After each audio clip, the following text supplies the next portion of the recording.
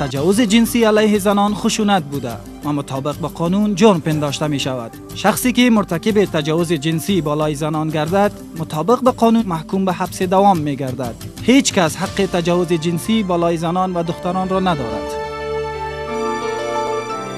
هرگاه خانم بخواهد شخصی که وی را مورد آزار و اذیت قرار داده برای مجازات به محکمه معرفی نماید، او این حق را دارد.